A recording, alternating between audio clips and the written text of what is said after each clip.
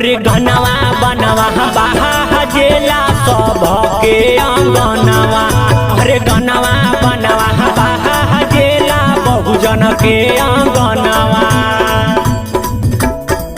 दलित के करनवा रहले देश के समानवा रहले जतिए हे आयतिए के चलते सुनले बड़ी तनवा रहले छुआछूत के बीमारी से बचइले हो राम।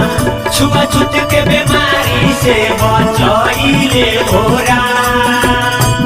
दलितन के होवे इहे राजा हमर भीम बाबा।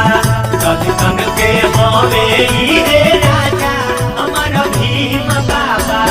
माता भीम बाई के रहले ललनावा अखिया के तारा रहले सोरहो